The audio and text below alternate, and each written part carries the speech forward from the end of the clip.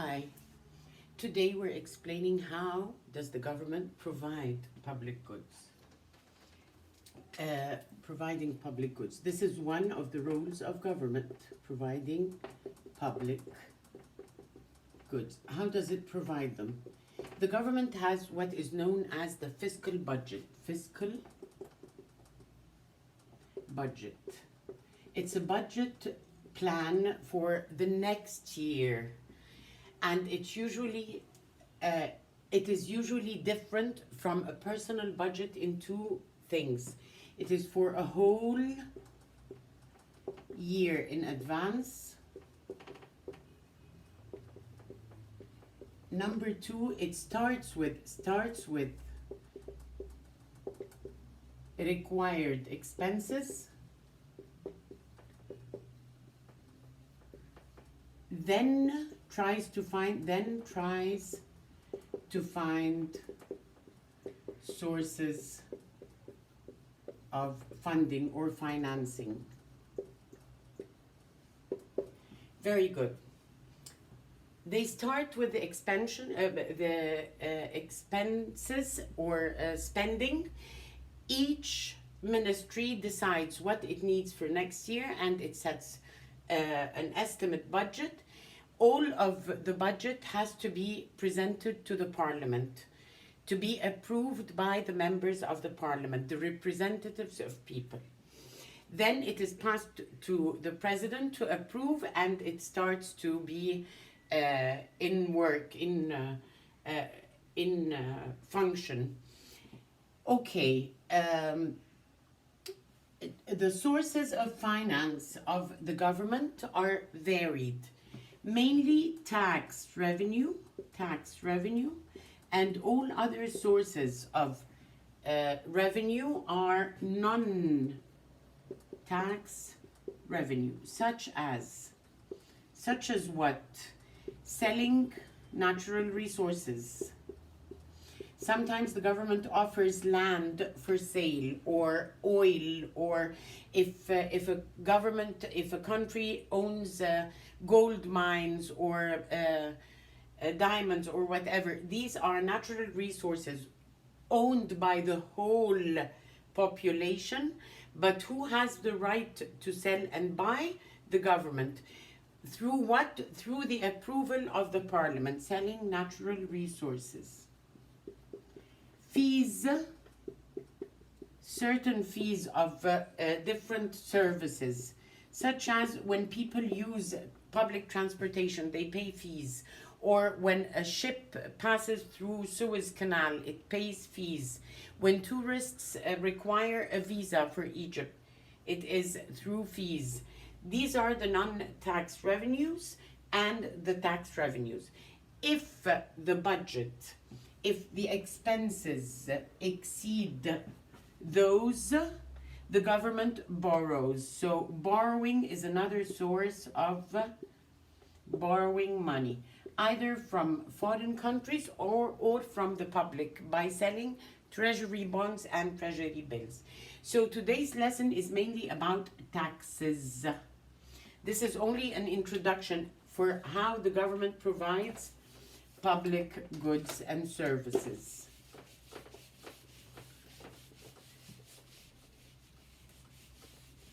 Taxes. What is a tax? A tax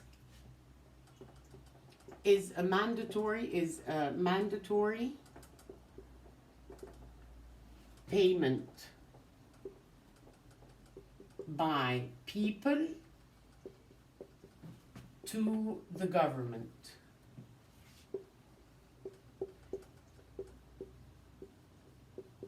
And where does it derive its force from? From the constitution. Each constitution of any country says that the people of the country should pay taxes to the government to be able to provide public goods and services. Okay, now the principles of taxation. Why, or based on what do we tax people? Principles of taxation. There is a controversy However, each one of those can be applied in different conditions. Benefits received. So it says that this principle bases taxing on the benefits received, but not everyone receiving public goods benefits can pay taxes, such as public education and public health services. Then it cannot be in this incident. When could it be? If I use a car, if I have a car and I benefit from roads, highways, traffic lights, police,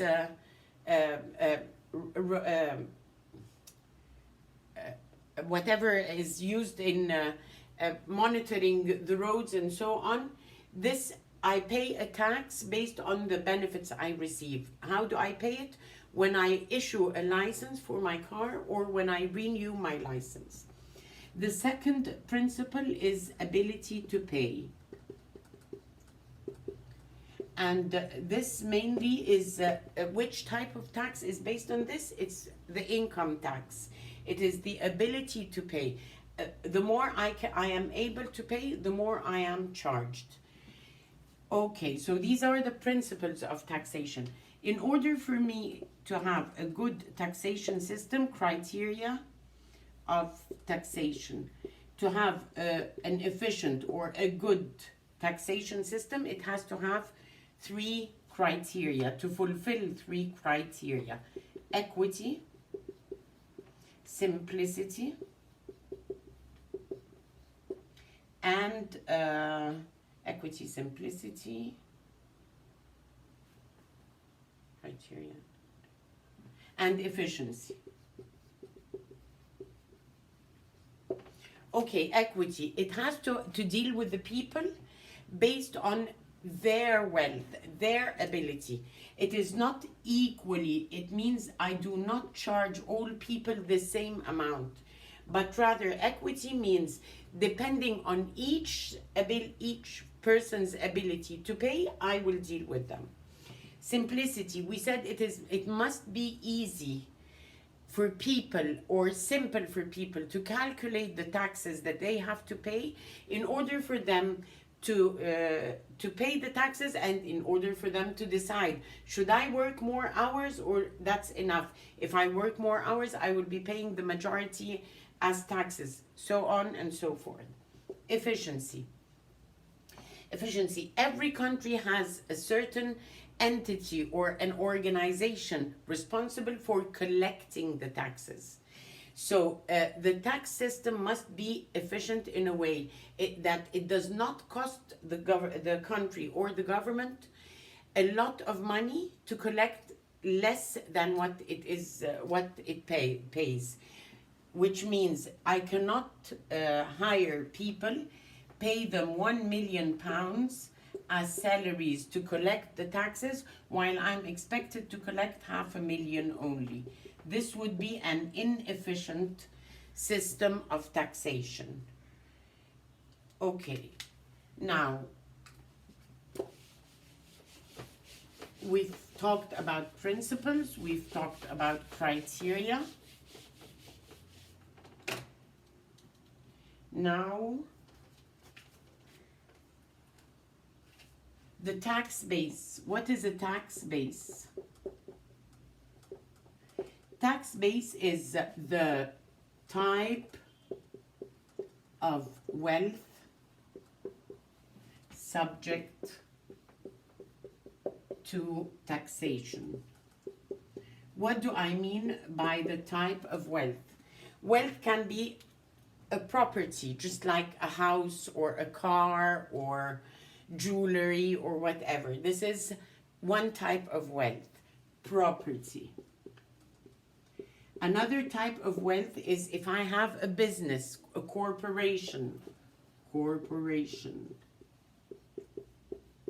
Another type of wealth is if someone gives me a gift, or if I inherit something from my parents, inheritance, a gift. These are all different types of wealth, and these are all different types of tax bases. I tax property differently from corporation, from inheritance, from gift, from goods and services, goods and services. If I use a 5-star hotel, then I can afford to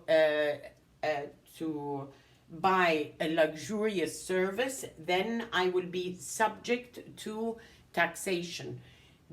Other than as opposed to using a very primitive hotel, whatever. These are the tax bases. The tax structure. How are the tax structures different?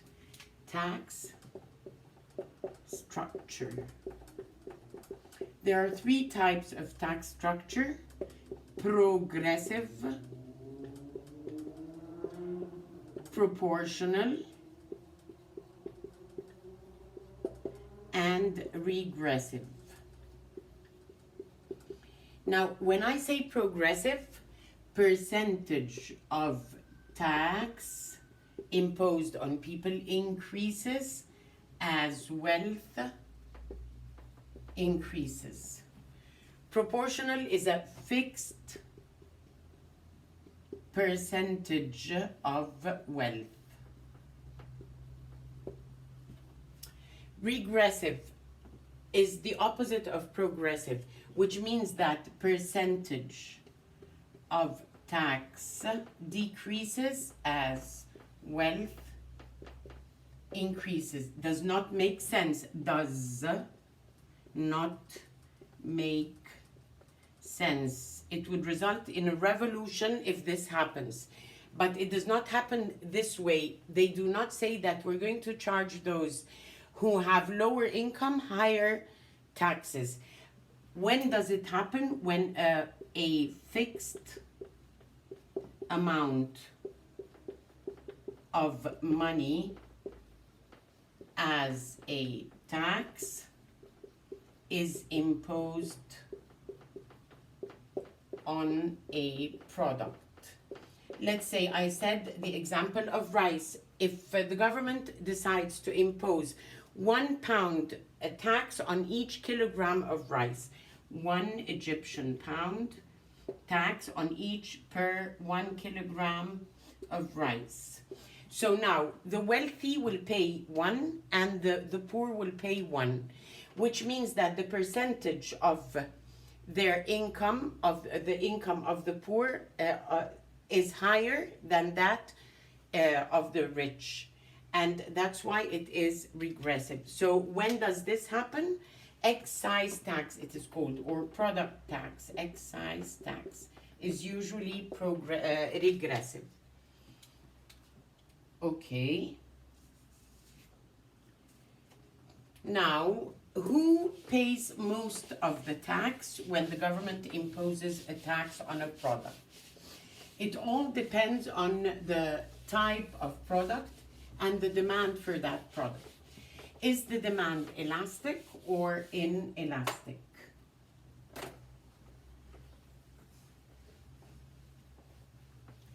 So we know that if the demand is elastic, a slight increase in the price of that product will result in a significant decrease in the quantity. Whereas if the demand is inelastic, now assume we are talking about an inelastic demand for a certain product, which is usually a necessity. Let's say here necessity. Let's say rice, for example. So we start with this demand curve, inelastic, yes. And this is the supply curve, S. Price, quantity. Here is our equilibrium, PE and QE. Now, what happens when the government imposes a tax? The supply shifts to the left here. S dash. What happened to the new equilibrium price? Here it is, and the quantity is here. So the increase in price is not equivalent to the decrease in quantity, but rather it is higher. Therefore, the producer does not worry that he will lose customers, so he passes over the increase in price.